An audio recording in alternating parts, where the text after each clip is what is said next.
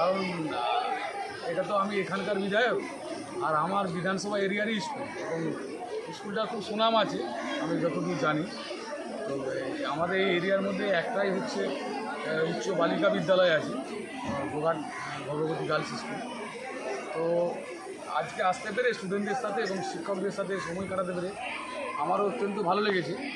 তো এই স্কুলের কিছু পরিকাঠামোগত উন্নয়নের প্রয়োজন আছে।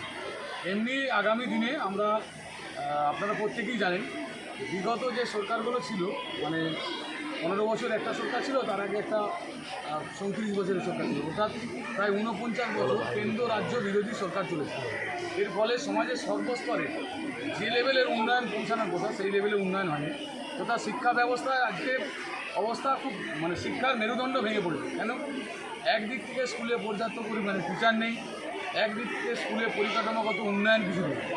এই যে সিস্টেমটাকে ভেঙে দেওয়ার যে চক্রান্ত চলেছে বিগত সরকারের আমলে, এবং স্টুডেন্টদেরকে বেসরকারি শিক্ষা প্রতিষ্ঠানমুখী করে দেওয়ার যে পরিকল্পনা, এইখান থেকে আমরা বর্তমান সরকারের পরিকল্পনা বেরিয়ে আসবো।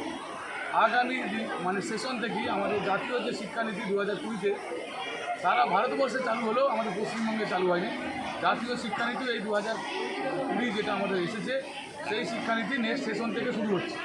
তার সাথে সাথে প্রধানমন্ত্রী একটা প্রকল্প ঘোষণা করেছেন যে টিএমসি বলে একটা প্রকল্প আছে, যেটা সারা ভারতবর্ষে প্রায় 14,000+ স্কুলকে টিএমসির আওতায় সরাসরি প্রধানমন্ত্রীর তহবিল থেকে, মানে কেন্দ্রীয় সরকারের ফান্ড আসবে।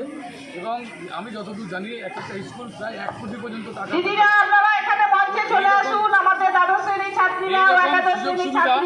যাতে আমার গোঘাট বিধানসভার উপস্থিত রয়েছে সেই বিষয়ে সরকারি যে ব্যবস্থাপনার সঙ্গে যারা যুক্ত আছেন, অর্থাৎ ভিডিও থেকে, এসআই থেকে, আমাদের ডিস্ট্রিক্ট ম্যাজিস্ট্রেট থেকে, ডিআই থেকে যারা আছেন, প্রত্যেকের কাছেই আমার রিকোয়েস্ট আছে যে আমার বিধানসভা একেবারেই একটা পেছিয়ে পড়া বিধানসভা। এই বিধানসভায় না আছে কোনো পৌরসভা, না আছে কোনো শিল্প কারখানা, মানে একেবারে গ্রামীণ এরিয়া, একেবারে কৃষিপ্রবণ এরিয়া।